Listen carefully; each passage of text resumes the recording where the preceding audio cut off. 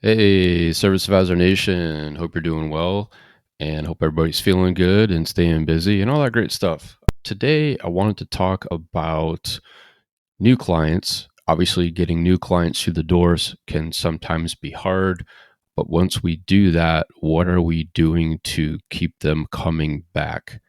And this primarily is a result of, I think, you know, not forgetting about them obviously, but just we after somebody leaves, let's be honest, we're now assisting the next client that needs our help and kind of going from there. But how can we do better retention and make their experience more memorable so that they want to come back?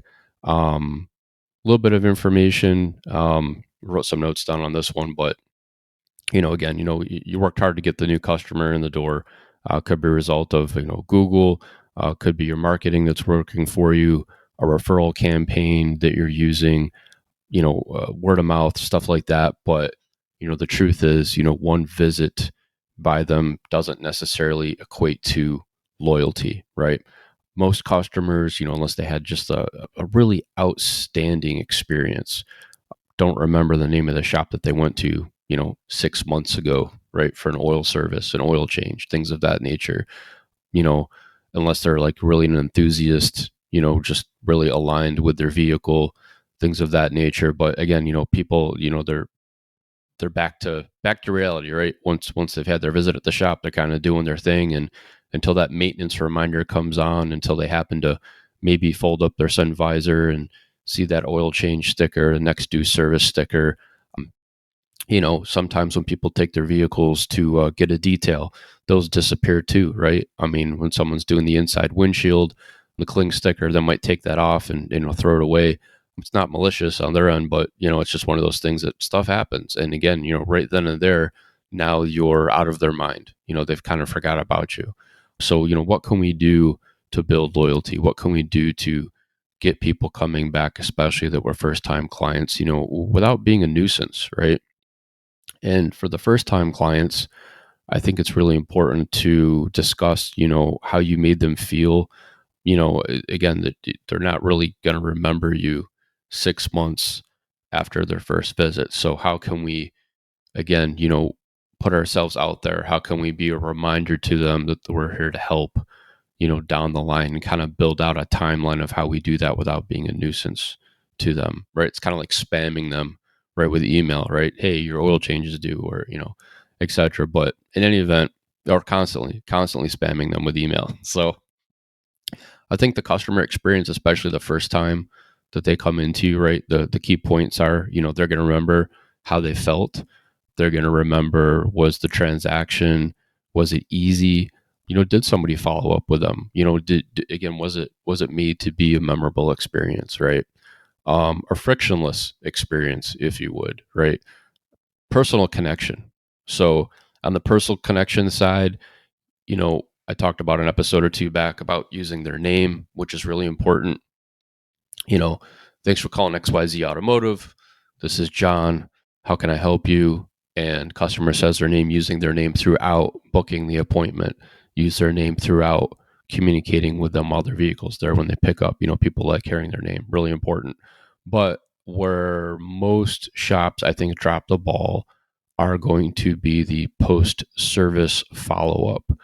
And that doesn't mean just one, right? Again, we have to come up with a strategy that's going to allow your shop to be still client facing, if you would, like still in front of them, even though you're really not in front of them, just a reminder to them without being a nuisance. And, there was a little bit of information I want to provide on this. So I did a little bit of research, and it says that a 5% increase in customer retention can increase profits by 25 to 95%. That was interesting. And again, profits, for anybody that's listening, doesn't necessarily mean that it's money going right in the owner's pockets. That profit is used to pay bills for the business. It's used to make the employees' lives better, right? Health insurance, 401k, full dental, vision, paid time off, company outings, retreats, things of that nature. So I think customers too also, over time have a misconception of, really what, it that's expensive. Why is it so expensive? Or, you never really hear customers say, wow, that's cheap. So, especially in the last couple of years, things have just gotten exponentially more. And, in any service industry, food service industry, healthcare industry, insurance industry, automotive industry. But again, those profits that are being generated, they're not staggering, but again, they're used to keep the lights on. They're used to keep the business going. It's not all money that's going to the owner's pockets. And I know the owners set aside a percentage for them, of course, rightfully so. They took the risk. They deserve to keep some of the profits, but again, it's used to help the employees and also the community. Believe it or not, there's a lot of shops that do community work, but got off track a little bit there. But again, a 5% increase in customer retention can increase profits by 25 to 95%. I thought that was an interesting statistic. But as far as staying at the top of the client's mind after they leave your service facility, again, without being a nuisance, right? How do we come up with a strategy for that? What does that look like? So most shops have a CRM, Shop Genie, TechMetric. I think they've integrated by now. Something of that nature where there's an automated reminder or an automated follow-up that's sent out to the client via text, via email. And I agree with that. That's a good way to start. However, after that first one is sent out automated, I think if you keep sending out automations after that point, then I've just got to say it. If I was a customer, at that point, I kind of feel like a number. I kind of feel like you're on autopilot, just trying to get my business, trying to get me to come back. There's no personal connection there because it's going to be the same follow up text or email that you're going to send out to everybody, right? After the first one. And after the first one again, or the first one automated, no worries, because likely it's going to point you in the direction of were you satisfied with the work performed? Were you happy with the experience? Would you fill out a Google review for us? Right. Again, that's all great. But after that first automated follow up, I really feel that again, we're service advisors, we're building and maintaining client relationships, that we've got to put the personal connection back into the mix after that first automated follow up. And, you can set up call it a retention calendar. I don't know, something like that. And, basically, instead of saying, hey, your next oil change is due, hey, Mrs. Jones, we noticed that your last visit was 5 months ago. Just a friendly heads up, your vehicle may be due for a service soon. And we're, reminder, we're here to keep it running smoothly. Do you need help scheduling? Right. A little more of a personal touch there. And again, it could be a phone call. I used to leave voicemails if I can get somebody directly, kind of doing we'll call it a 30, 60, 90-day follow up. It's not a bad word to use. The word follow up, sometimes associated with people that do sales, again, is a bad F word. Follow up, I don't think it is if it's used in the right way. If I'm trying to sell you something, then yeah. If I'm genuinely calling to connect and remind you that, hey, we had a good connection last time you were here, you had a good experience, I just want to keep you in, keep us in your mind that we're here to help. And if something comes up, if you're planning on going on a trip this summer, if you need your tire pressures checked, every 2 weeks, stop on by. We're here to help. Grab a coffee.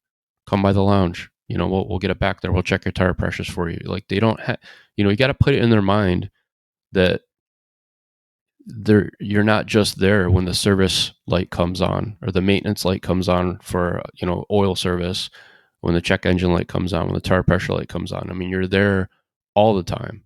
You're there to help them, obviously during business hours, but it extends past that. And again, that personal connection, just putting yourself, giving them that peace of mind, giving them that ease. But again, build a retention calendar.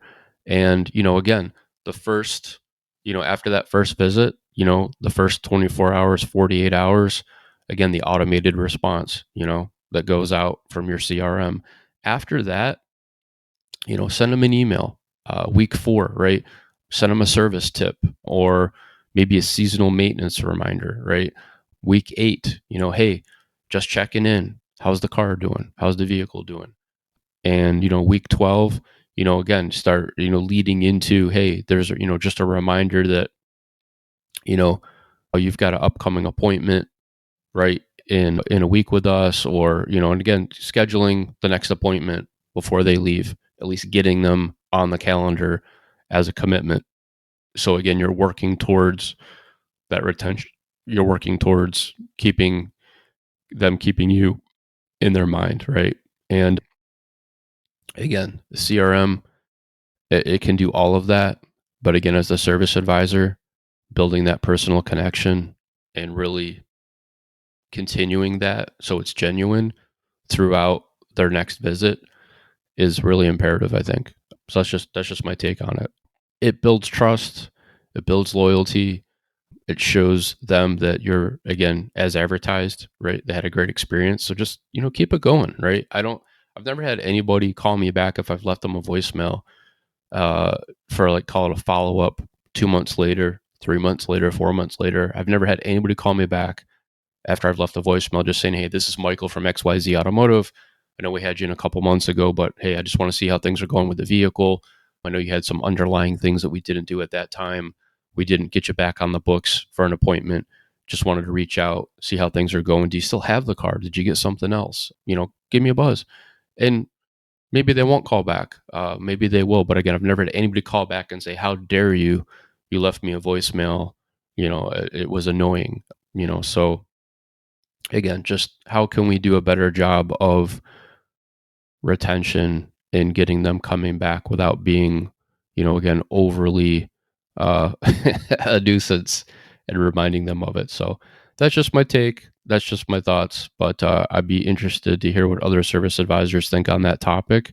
And, again, it's we're building and maintaining relationships. So that side of it, I feel, is the maintaining, right? We're maintaining the relationship. We're putting, we have to do a better job of remembering them.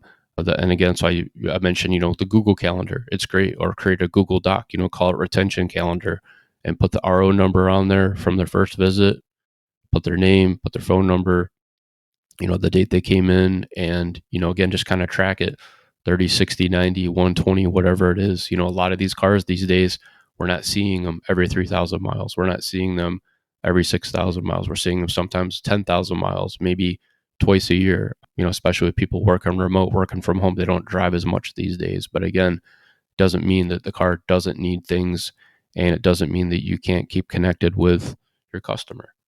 Carve out time, make it happen.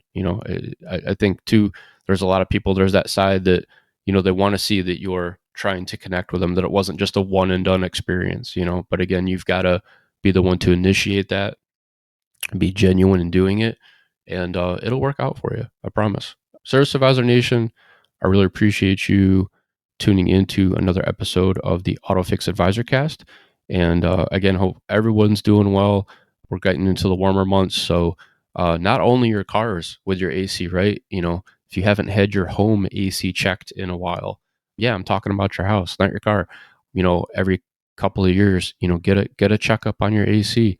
Get the Freon level checked and adjusted, get the filter swapped out, especially if you're working remote. You don't want to be home and that AC goes out. It's not going to be comfortable. But appreciate you. Thank you again, and have a good one. All right. Bye.